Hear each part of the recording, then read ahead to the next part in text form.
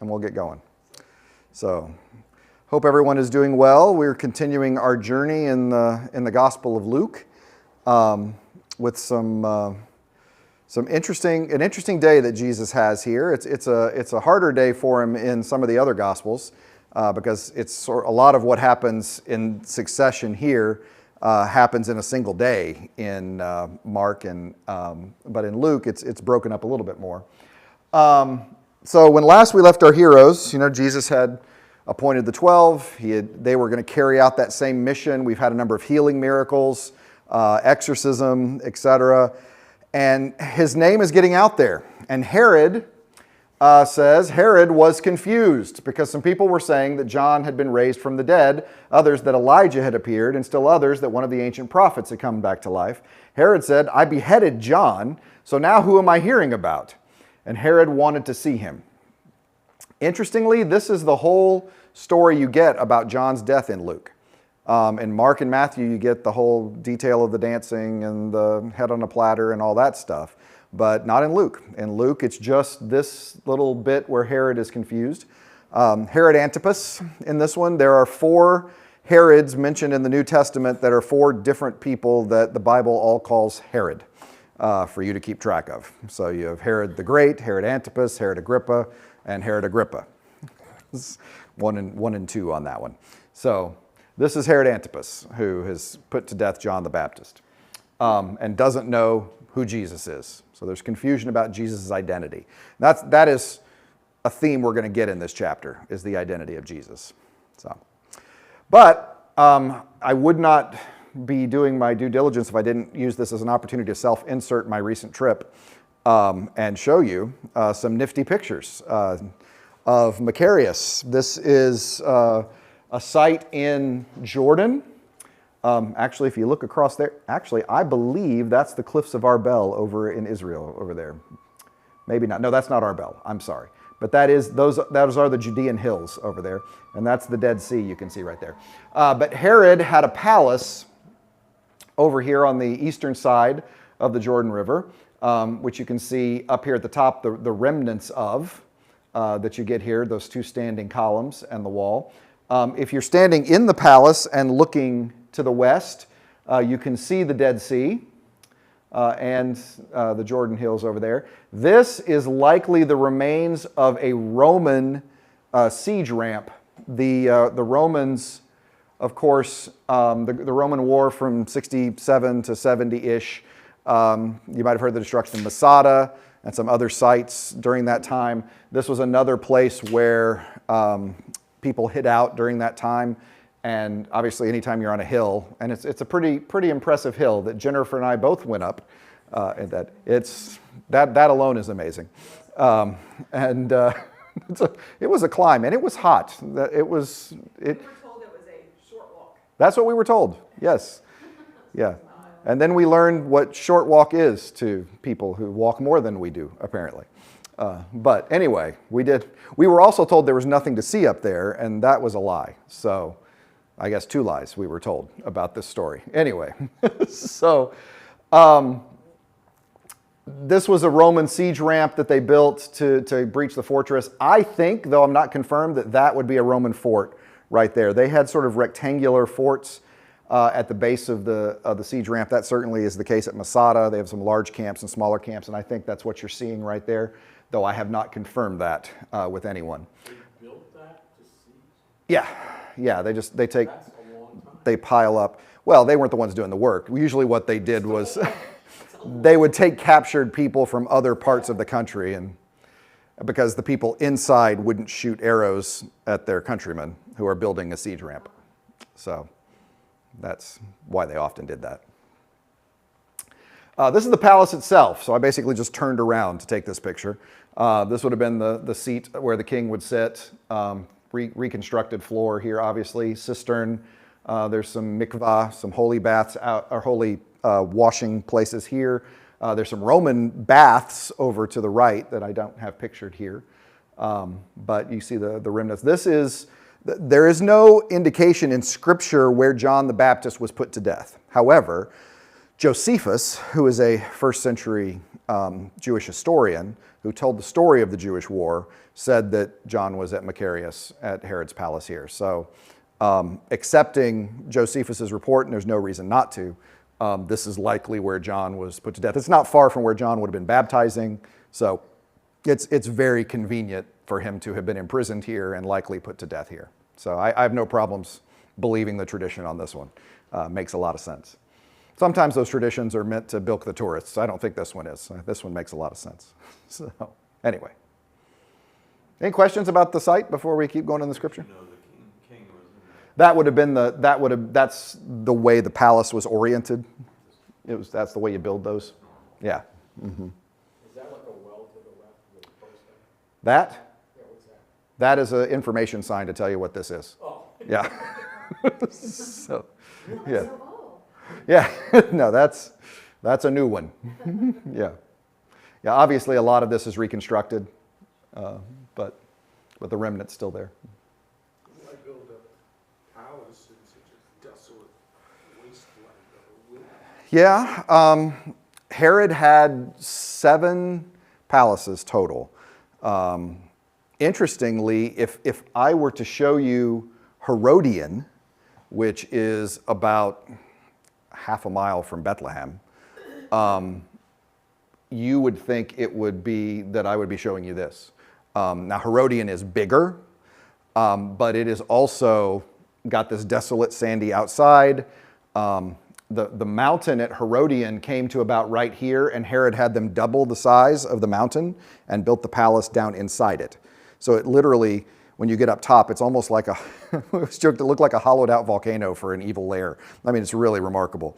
But it looks almost, when I saw this side, I said, my gosh, this looks like Herodian. Herod was paranoid. Herod the Great was paranoid. And he had this fortress here. He had the Herodian fortress, which was a hollowed out volcano, it looked like. Masada was in the middle of nowhere. So he liked to be able to see his enemies coming. And obviously you get high and you can see everybody coming from every direction. And he did that at every one of his palaces. Now, he had one really nice one at Caesarea Maritima that actually had the sea in the basement of the palace. That's the one I would have stayed at, I'll be perfectly honest. That one very, very nice. But you're right, most of these they look like this. Just totally paranoid. So security was 100%. important as well. 100%. Now, at Herodium, he actually had a lake, a man-made lake. I mean, it's a giant swimming pool with an island in the middle of it. It's probably, I would guess, 50 meters by 150 meters. I mean, it's a huge area. And 2 weeks before he died, he had his oldest son drowned in that lake, who was going to inherit. But then, as a result, when he died, the Romans said, we're not going to do one more person just because they're crazy. So they split his kingdom up into bits, and his several sons ruled different parts, among them Herod Antipas in the north as well. Turns out Archelaus, his son who had control of Jerusalem, had his father's political savvy, or paranoia, I don't know, and was lousy at the job. And so the Romans deposed him and put a Roman governor in charge of that area, who of course eventually was Pontius Pilate. And so it's the way that all the history works out. So Jesus was able to be safe from Herod's attention. He just wandered into the area that Pilate controlled, which is not something that John did. John was right next to the area Herod was hanging out in, and that's it for him. Sure, Pontius Pilate was the Roman direct control of Judea, as opposed to one of the governors there. Yeah. Mm-hmm. In fact, Herod, in most Bible translations, he's called a tetrarch. He's not called a king. He didn't have the responsibility of king. So he was a tetrarch, a ruler of the four, one of the 4 rulers. So anyway, I could do more of the archaeology, but let's read the Bible. We'll continue on. When the apostles returned, remember Jesus sent them out, right? When the apostles returned, they described for Jesus what they'd done. Taking them with him, Jesus withdrew privately to a city called Bethsaida. When the crowds figured it out, they followed him. He welcomed them, spoke to them about God's kingdom, and healed those who were sick. So this is a little bit different. Mark has a boat trip when the crowds beat him to the other side of the shore when this teaching is about to happen. But in this one, Jesus is on the western side of the sea, not the eastern side of the sea. He's on the western side of the sea in Bethsaida, which is that is different than what Mark says or Matthew says about the feeding of the 5,000. I don't know what that means to Luke, but apparently that was important to him. Also, after what Jesus says about Bethsaida later, we're all going to wonder why he went to Bethsaida. But when the day was almost over, the 12 came to him and said, "Send the crowd away so they can go to the nearby villages and countryside and find lodging and food, because we're in a deserted place." I mean, Bethsaida, but anyway, it's not a nice thing to say about a town, you know? It's just, what's the old, it's a nice place to be from, I guess, Bethsaida. But interesting here, it's not just food they're interested in. There's hospitality, a sense of hospitality the disciples say we can't offer here. That there's, again, we talk a lot about hospitality, and we're about to see it again. We talked about it just last week. And here it is again, that we're not going to be able to treat these people the way they need to be treated here. So have them go and find some food, which is a lot, find the lodging and the food, which I suppose is a little nicer than buy, which is what Mark says. Let them go buy some food someplace. Luke says they can go find something somewhere. They got some reserve. Yeah. Well, the disciples, obviously, he replied, "You give them something to eat." But they said, "We have no more than 5 loaves and bread and 2 fish, unless we go and buy food for all these people." They said this because there are about 5,000 men were present. Jesus said to his disciples, "Seat them in groups of about 50. So actually, that's like a typical party kind of idea, hospitality party, tables here, if you will. This is a house groups that are getting together. They did so, and everyone was seated. He took the 5 loaves and the 2 fish, looked up to heaven, blessed them, broke them, and gave them to the disciples to set before the crowd. This is exactly the same sequence that is talked about later in this gospel with the Eucharist. So that when Jesus takes the bread, he looks to heaven, he blesses it, breaks it, and gives it. Those are the 3 verbs that occur the night before crucifixion when he shares that meal with his disciples. So we do see, I think, a little bit of the foreshadowing here. One of the commentators were like, "I don't know what it means to break fish." Like, I don't either, so, but we'll offer that poetic license as he goes through this. Everyone ate until they were full, and the disciples filled 12 baskets with leftovers. So 12 baskets, 12, anytime you get that number, enough food for all of Israel. That's basically the idea here. Everyone had plenty to eat and enough for Israel. Also in Luke, we don't get the sense that the crowd necessarily knows what's going on here. It's not explicitly said that the crowd saw this and were amazed. The disciples know what's going on, but we don't know that the crowds do here. I don't know if that's significant or not, but the way he talks about it, I just find that interesting, that the disciples know that something crazy's happened, this crazy miracle has happened, but nothing that we get from the crowd. As I was going through this time, I was struck by how much Elijah stuff is in it. Not just the Herod going, "Does Elijah come back too?" Because, Elijah didn't die. Elijah was taken up into heaven. Elijah was supposed to come and precede the coming of the Messiah. So there's an expectation that Elijah would return. And Christians usually see that fulfilled in the person of John the Baptist. But so we get the explicit Elijah stuff there. But Elijah, of course, feeding the widow in the wilderness, near the pictures where I just showed you, actually. And in a little bit, we'll see some other Elijah stuff as well that I find fascinating, especially since Elijah shows up. But anyway, short telling of this story. We don't get the longer story that we get in John or in some of the other Gospels. So this is not, it's part of Jesus' identity, but it's not given full kind of expression that we might expect. Do you happen to remember if the size of the crowd is also referenced in the other It is. Gospels? Yeah, it is. That's a big group. It's a big. 13,000 or more, probably. Correct. Yeah. Yeah, at least 10, and probably between 10 and 15,000 people. Yeah. It is a crowd. It's a crowd. That's a crowd. Yeah. That's more than Bethsaida could handle. I am absolutely convinced. So for some reason, I have an easier time with it in the desert than Bethsaida. There is no room in the inn in Bethsaida. That is for sure. Once, when Jesus was praying by himself, remember I said in Luke, lots of praying in Luke. Jesus doing lots of praying in Luke. Once when Jesus was praying by himself, the disciples joined him and asked, "Who do the crowds say that I am?" And he asked them, "Who do the crowds say that I am?" They answered, "John the Baptist, others Elijah, still others like one of the ancient prophets has come back to life." Exactly the words that Herod used earlier, which I never put that together till this time. Sometimes we read these stories in sort of episodes, and you don't kind of read them narratively, and I missed that it's like they were standing next to Herod. It's like, is this John? Is this Elijah or one of the prophets? Who do they say that I am? Well, some of them say John, Elijah, one of the prophets. No kidding. He asked them, "What about you? Who do you say that I am?" Peter answered, "The Christ sent from God." This is phrased differently than Matthew, phrased differently from Mark. In Mark, do you remember what Peter's answer was in Mark? "Who do they say that I am?" And Peter said, You are the Messiah. You are the Christ, period. Right? In Matthew, "Who do you say that I am?" Matthew says, Peter says, "You are the Christ, the Son of the living God."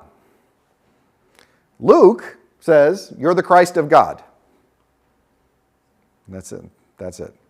And so this translation, "sent from God," implying of God, meaning sent from God, which is absolutely a possible inference from the Greek. They're making a choice on that one. But it is interesting to me that Luke, I believe, aware of Matthew and Mark, adopting more than Mark, but less than Matthew in the expression of this confession of Peter.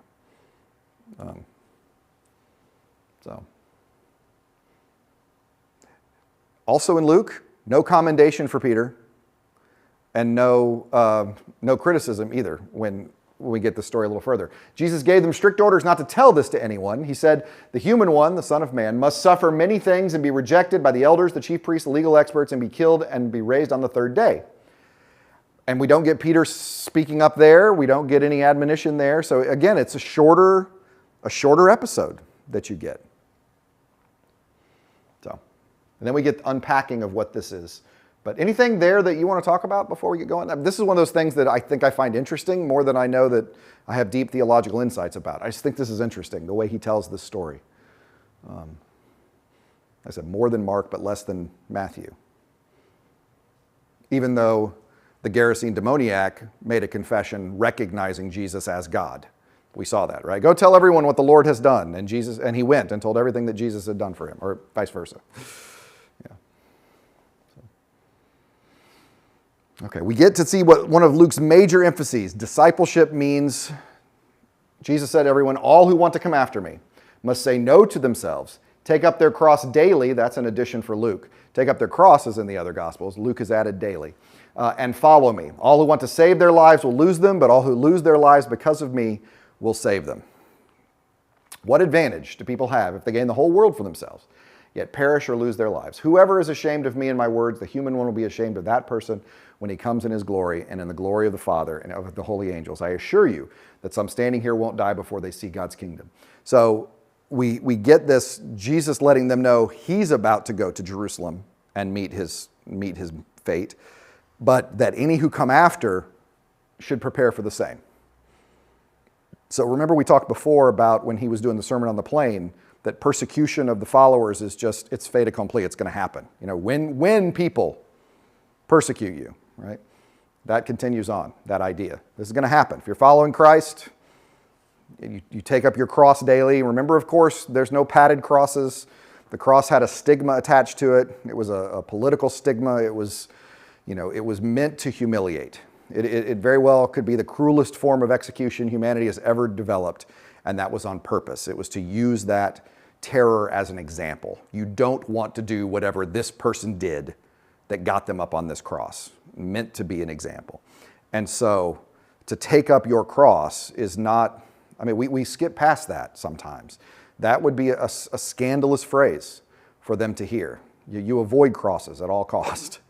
And for Jesus to say, you take it up, and Luke to add daily in this in the way in which he talks about it is that is a shocking call to discipleship that is going to set you against all of your previous expectations. And they wouldn't have associated a cross with him yet. Not yet. This would have been like a Right. shock. It would. Yeah. Yeah. Yeah. Yeah. He talks about being killed, but he doesn't mention the cross until here. Yeah. Okay. About 8 days after this. Oh, please, John or Ron. Got John on the mind. Shamed is, means something to us very specifically. Are there other translations of that as well? No, I think that it's probably helpful in that context to remember we're in an honor-shame society, right? And that there is a, think about, I always told students, think about The Godfather. If you watch the movie The Godfather, that's an honor-shame society, right? You have responsibilities and obligations, and how you act reflects on, right? And so if you make the Don look bad, it goes badly for you, right? And so that's, I think, the language that we're thinking about here. So it's even stronger. It is. It's probably much stronger than we would associate it with. Yeah, you're wearing my name. You know, don't make me look bad. Frankly, there's nothing that makes God angrier in the entire Bible than that sentence. You're wearing my name. Don't make me look bad. I mean, that's the prophets. That's Amos 5. That's Micah 6. That's Hosea. All of the prophets' concern is that's Exodus 20. Don't take the name of the Lord in vain, right? Don't bear God's name in meaninglessness. If you wear my name, don't make me look bad. And so I think that's what that is. Yeah. 8 days after Jesus said these things, he took Peter, John, and James. I am dyslexic this evening. I don't know what's going on with this. I don't even have corn or anything I'm allergic to. Peter, John, and James, and went up on a mountain to pray. As he was praying, the appearance of his face changed, and his clothes flashed white like lightning. 2 men, Moses and Elijah, were talking with him. They were clothed in heavenly splendor and spoke about Jesus' exodus, literally the only time the word occurs in the New Testament, here in Luke. Talk about his exodus, which I think is what an interesting choice of words. Anyway, which he would achieve in Jerusalem. Peter and those with him were almost overcome by sleep, but they managed to stay awake. That's one way to read it. It is also Peter and those with him were asleep, but when they awoke is another way to translate it. So it's possible they only got the last part of this, right? That they were dozing and they woke up, they managed to see his glory as well as the 2 men that were with him. So it's hard to know in the Greek whether they were just dozing and then realized it, or that they were asleep and then woke up to see it. So I just think that's interesting. So Elijah, as I mentioned before, is here. Moses, good for him, finally makes it to the promised land. It took a while, man. I mean, it's been a while before he gets to stand in the promised land, but he finally gets to stand there. Great lawgiver, great prophet. Literally, Elijah precedes the coming of the Messiah here. Like I said, most Christians read John the Baptist as being very Elijah-ish, but here you literally have Elijah coming. And I do think it's interesting that Moses, talking to him about his exodus, is just an interesting turn of phrase for Luke, the way to say that. So that's fun. How do you think they knew? They recognize him? Well, they would certainly have recognized Elijah because of the belt he wore. That I am absolutely certain of. And the only reason I can say that is because in 2 Kings chapter 1, the king Ahaziah fell through a wall and became ill, it says. So he asked some men to go and seek of the Baal-zebub of Ekron and find out if he'd live or die. And so the men go out and they run into this man who comes to them and says, "Go back, the Lord has told me the king is going to die." And so they go back and the king goes, "What are you doing back so quick?" And he goes, "Well, this man told us to come back and tell you were going to die." He goes, "What did he look like?" He said, "It's an old man wearing a belt." He goes, "Oh, that was Elijah." So apparently no one in the Bible wore belts until Elijah made it stylish, because everybody recognized him. Yeah, so, yeah. And the other indicator we have fashion-wise, Samuel, when Saul has the vision at the necromancer at Endor, the necromancer sees Samuel come out of the ground. Now Saul apparently can't see it, but she can see it. And she freaks out. And he says, wait, what does he look like? He said, it's an old man in a robe. And Saul goes, ooh, that's Samuel. So apparently nobody wore robes until Samuel, and he made that whole Bible robe thing fashionable. And after that, everybody's wearing robes. But Elijah's wearing a belt. I don't know, Ben. That's my answer there. I don't have any idea. The belt would be my answer. Yeah. Name tags. They could have talked about it later. Sure, Jesus probably explained it. They knew it was exciting, and Peter wants to hold on to it. As the two men were about to leave Jesus, Peter said to him, Master, it's good that we're here. We should construct 3 shrines, one for you, one for Moses, one for Elijah. Not tents and not dwellings. The other 2 Gospels seem to locate this event at the Feast of Tabernacles. It seems to be that holiday, that Jewish holiday where people would spend a night out remembering the Exodus. Even very Orthodox Jews observe this today. And if they have apartments, there are actually frames on their patio of their apartment, on their balcony, and they put a tent up and they sleep for that week in the tent on the balcony as an observance of this. It's still something that's observed. It's in Tabernacles, I believe Zechariah talks about the Feast of Tabernacles as the holiday at the end of time when all of the nations of the world come to Jerusalem on this Feast of Tabernacles. And so, if they're celebrating the Feast of Tabernacles and they're on this mountain, then it looks, I could see Peter and the rest going, hey, we're there, we're the end of times. This is great. Kingdom of God's in, we're great. But here in Luke, he uses the word shrines, which is almost this, it's a different sense. It's almost a sense of holding on to this, like temples, like they need to stay here and dwell here, like they need to move here kind of idea. So that's a change I don't understand, which that's okay because he didn't know what he was saying. So I guess if I don't understand it, it's not so bad because neither did Peter. So Peter was still speaking when a cloud overshadowed them. As they entered the cloud, they were overcome with awe. So now the cloud actually encompasses everybody at this point. Then a voice from the cloud said, "This is my son, my chosen one, listen to him." Even as the voice spoke, Jesus was found alone. They were speechless and at the time told no one what they had seen. So this is our transfiguration. This is, and I think I can say pretty well, this is the weirdest thing that happens in the Gospels. Short of the resurrection, which is a pretty weird thing in and of itself. But this one's hard to interpret. What's going on here? What is this sense of Jesus being transfigured into light, his face changed, and his clothes transfigured like lightning? It is a glimpse of Jesus in glory before crucifixion. Right? So this is a glimpse of, if you will, the end of the story. This is a glimpse of who Jesus is. This is a glimpse of Jesus in power. And I think an important reminder that all that is about to happen is happening because Jesus is choosing to allow it to happen. That Jesus doesn't have to let this happen. He doesn't have to be handed over to the chief priests and crucified. Did he not, if he was not committed to being who God is and therefore willing to be God. I think it's a powerful reminder. Yeah, Bob? Can you go back to the paragraph about being ashamed? Oh, yes. Because the last sentence is, I assure you that some Right. standing here won't die until they see God's kingdom. Right. That's exactly right. There's 3 of them right there. Yeah. There's some people who say, that's absolutely right. Some interpret that as resurrection and the God's kingdom entering in at that moment. But yes, you're exactly right. There are plenty who interpret that as God's kingdom has broken in now. Yeah, absolutely. But I think an important moment is it does show that, first of all, Jesus is God. It does show that no one is making Jesus do this. Jesus is doing this because this is who Jesus is. And I think that's a significant point. And this is going from the extremes of maybe he's John the Baptist, Right. maybe he's Elijah, Right. all the way to no, he's much This is something else. different. This is something else. I told you, this whole section is identity, right? I think that's why Luke puts it together like this.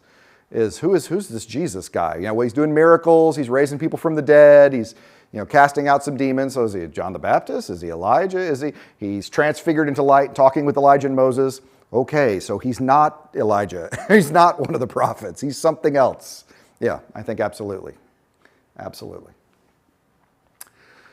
Okay, the next day, so obviously this transfiguration is happening at night. The next day, Jesus, Peter, John, and James came down from the mountain. A large crowd met Jesus. A man from the crowd shouted, "Teacher, I beg you to take a look at my son, my only child. Look, a spirit seizes him, and without any warning, he screams. It shakes him and causes him to foam at the mouth. It tortures him, and he rarely leaves him alone. I begged your disciples to throw it out, but they couldn't."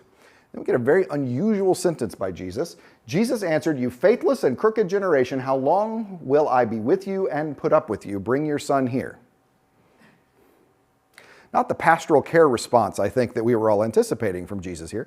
We certainly, ironically, a quotation mark, very appropriate to the Exodus experience that is happening there.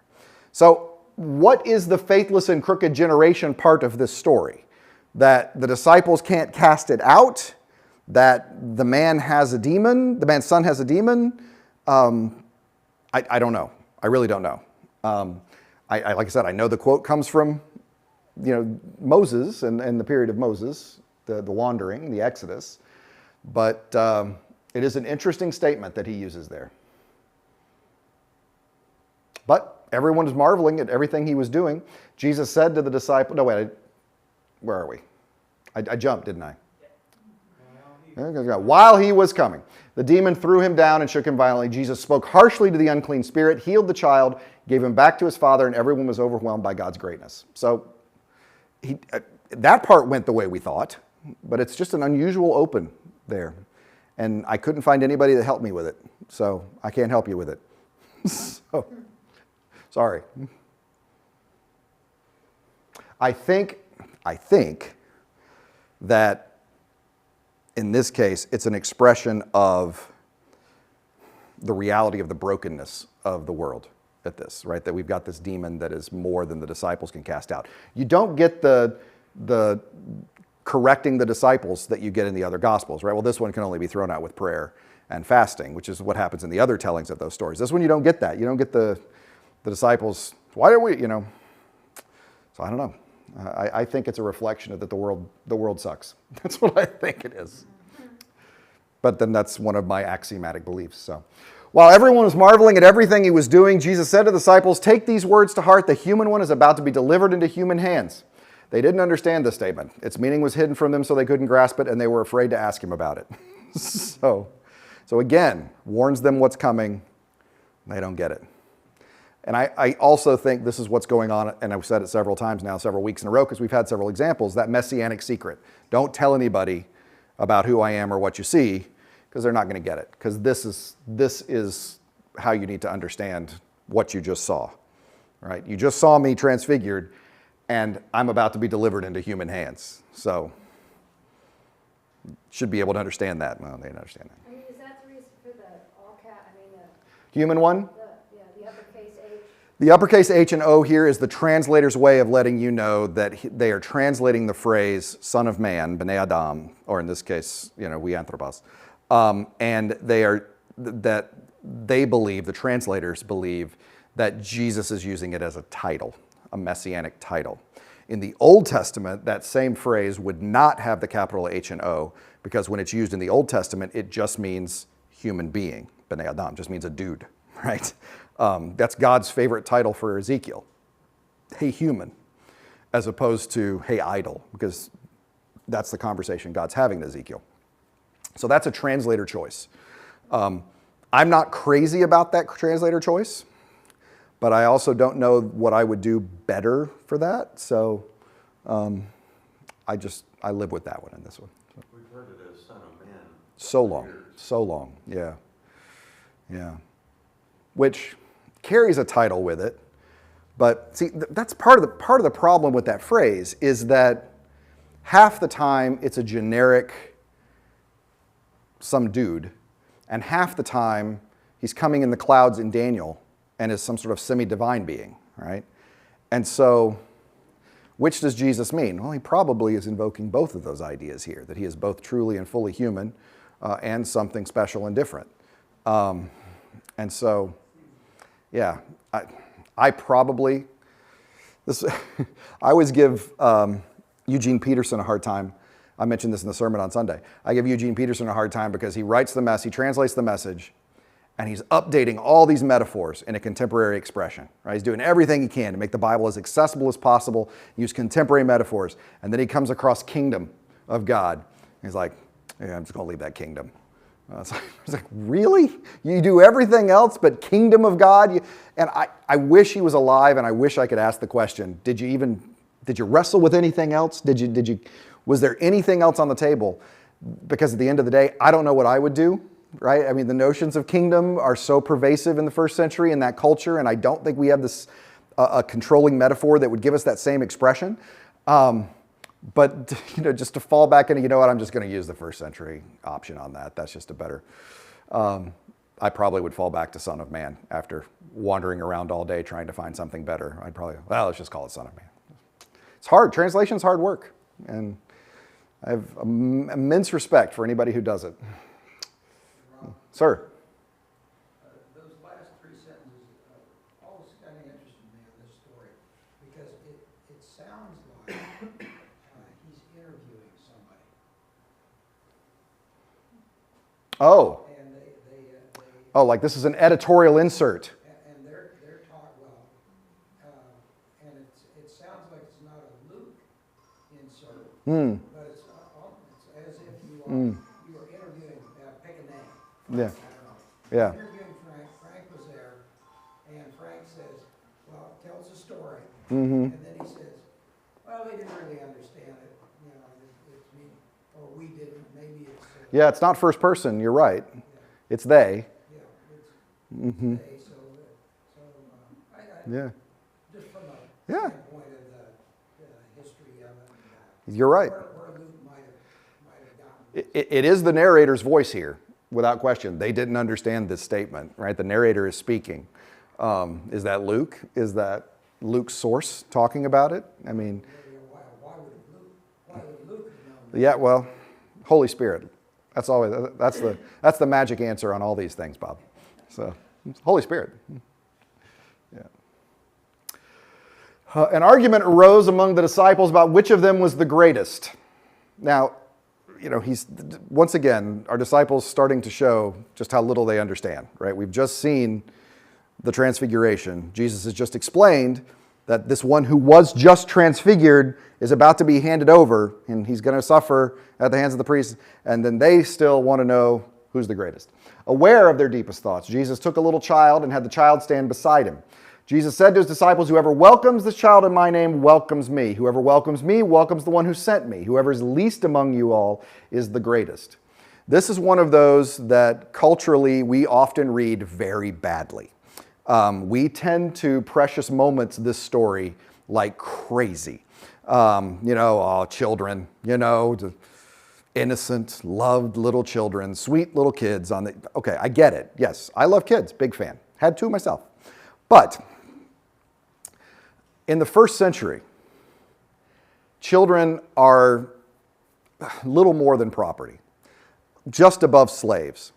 And frankly, with the reality of infant mortality, parents did not get particularly close to children until they were sure the child would live. I mean, that was very much a reality. There were some areas where infant mortality was in the 90% range before 1 year old. They were at least 50% in most places. And people would not get close to children. Until they're adults, they're not worth much. They're just not worth investing in.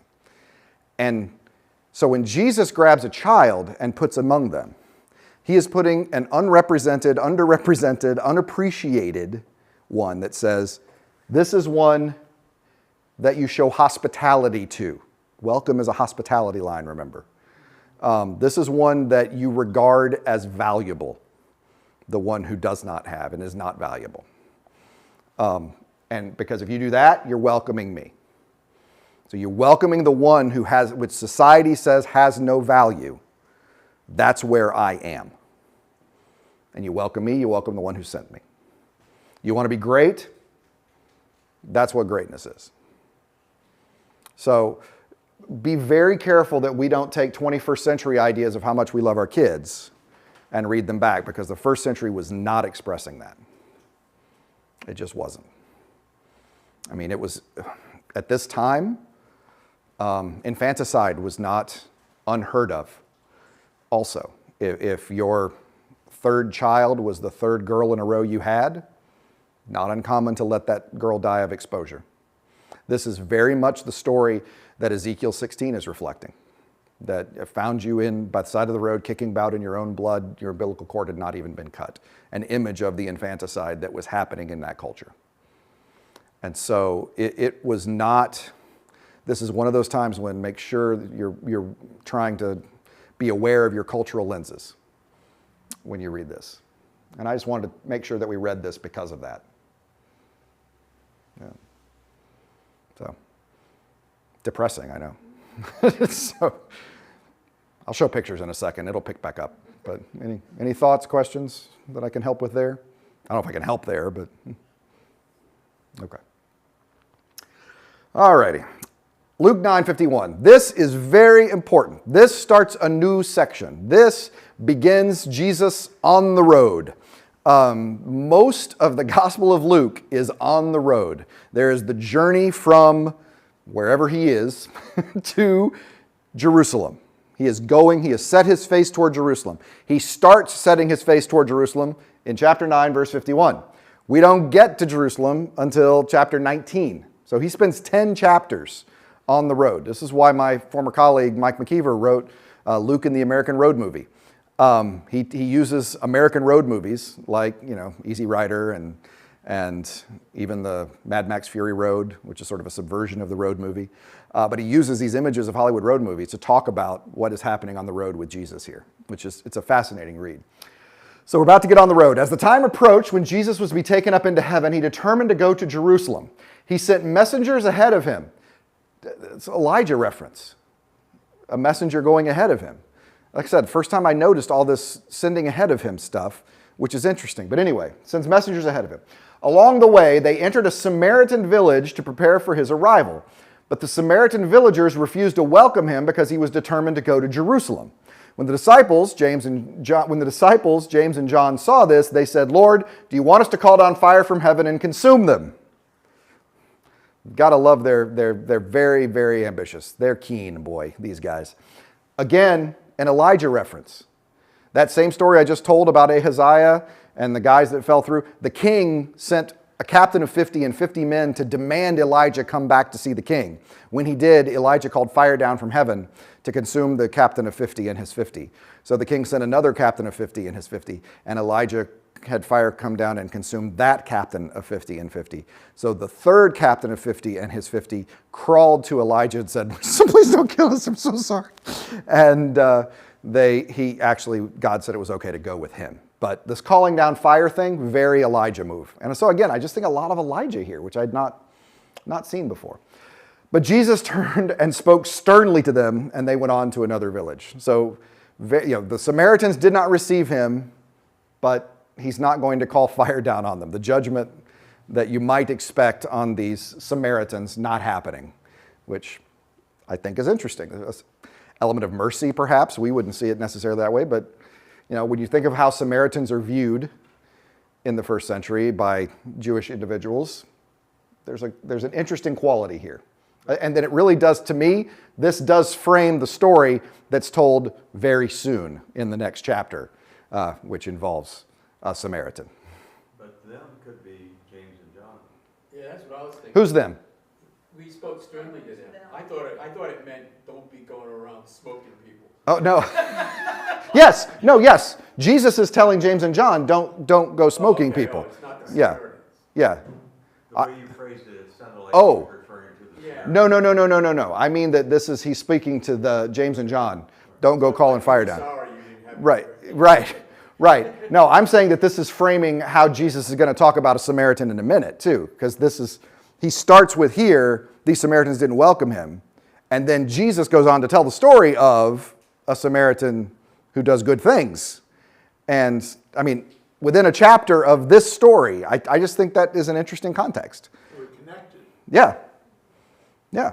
because that's a kind of a cataclysmic story he's going to tell. Exactly. It's connected, And here he's speaking sternly. he has been denied hospitality by Samaritans Because he was determined to go. because he was determined to go to Jerusalem. Meaning, I'm not gonna hang around. They- Or because of who we, I'm not going to welcome this guy because of his politics. He's going to Jerusalem.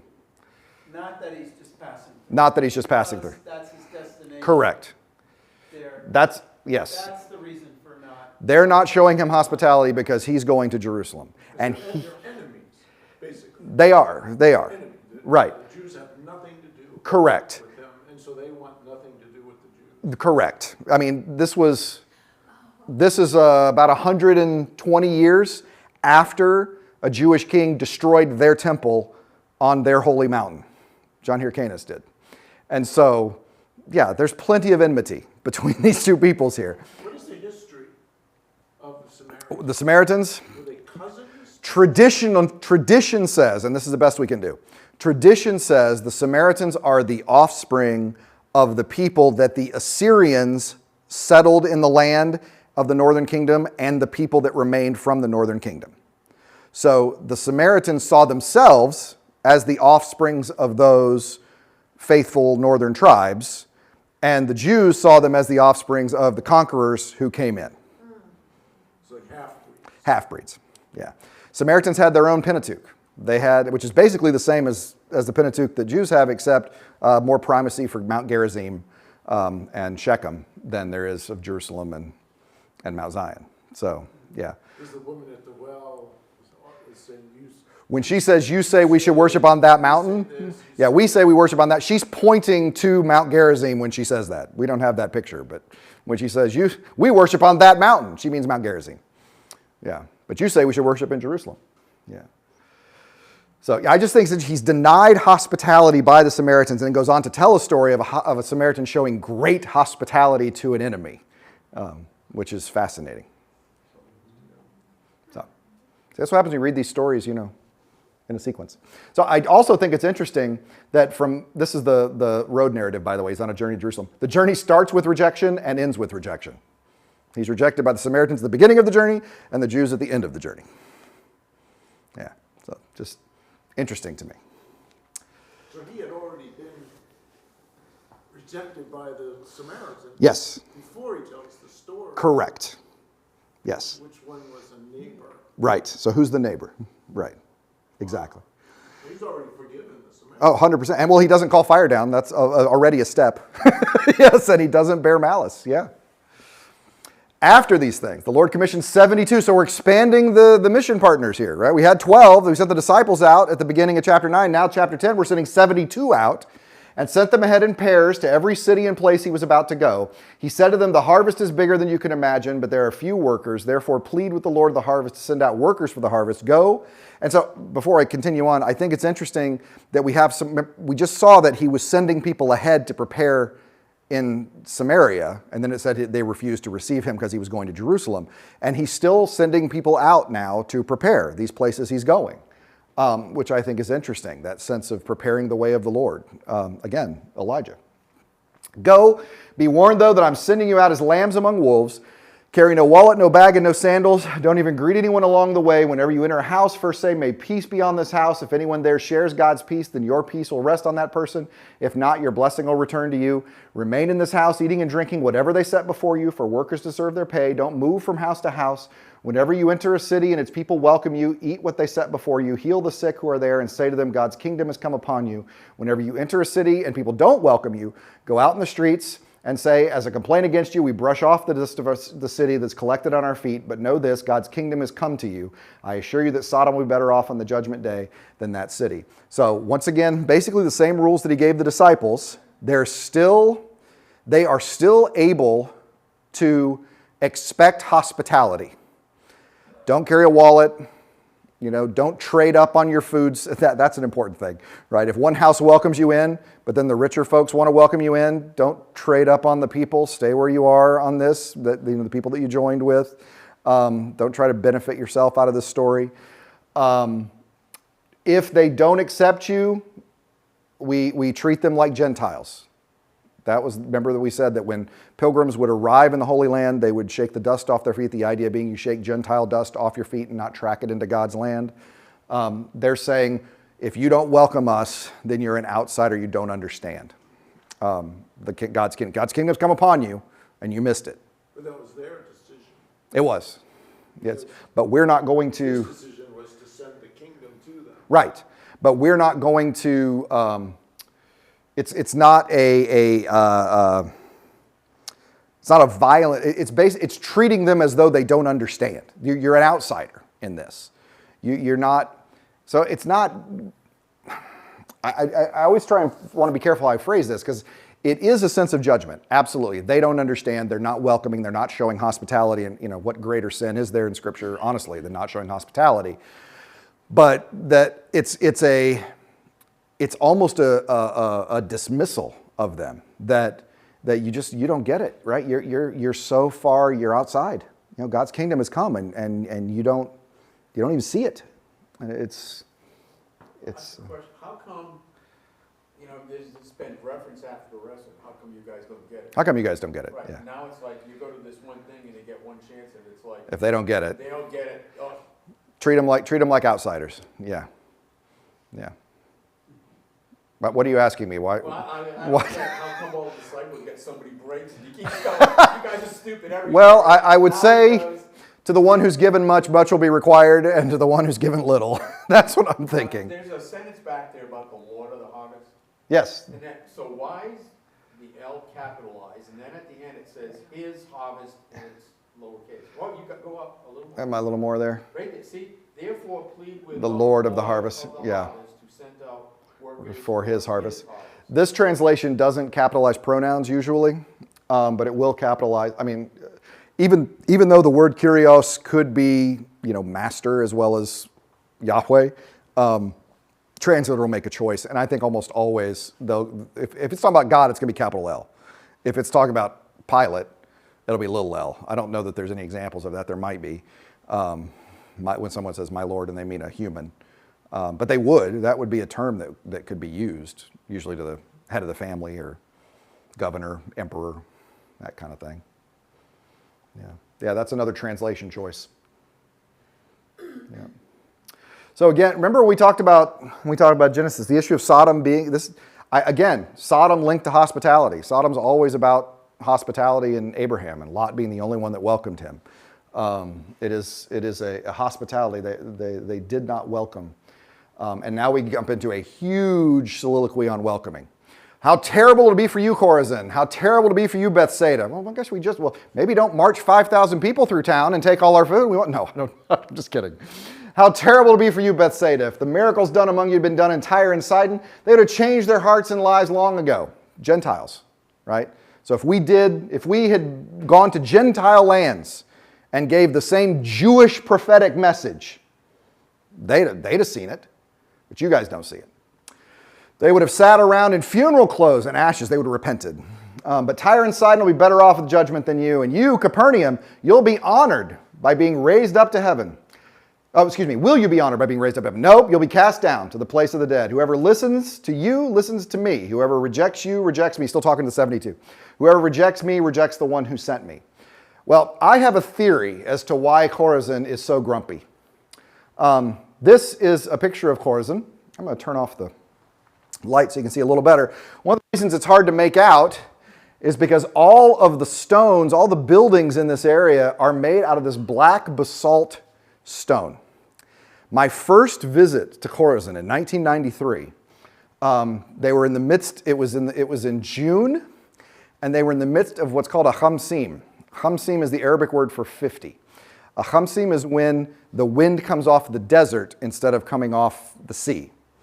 And when that happens, they call it a Khamsim. They call it a 50 because it feels like 50 days until it's over. It's so hot. And in my life, I've never walked through any place as hot in my life as Chorazin, because that heat was radiating off of these black stones.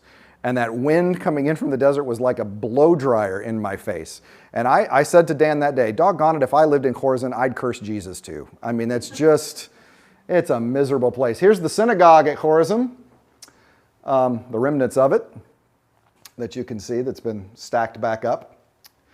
And Bethsaida, exactly the same. This is one of our Baptist students that was excited to be in the wine cellar, I'll be perfectly honest. But in Bethsaida, you have exactly that same black basalt stone that all the buildings are made out of. Capernaum didn't fare much better, but apparently they did a little bit better. Do you remember a few weeks ago I was talking about Peter's mother-in-law and her house? Well, there is a house, there was a first century house at Capernaum that became a church in the 2nd, 3rd, and 4th, and 5th centuries. This is an octagonal foundation of a church at Capernaum. What you see above this is a Catholic church that is built over these remains. From the outside, it looks like a giant spaceship restaurant that has landed on these ruins. But this is the ruins of Peter's house, is what it's been called. And you can see that this is the 5th century octagonal church. That's what we're looking at here. And on top of that octagonal, they have a house church that was built over a traditional house of Peter, close to the lake on this. So apparently Capernaum did a little bit better at the end of the day. They at least got a church. But Jesus is still a little frustrated by them.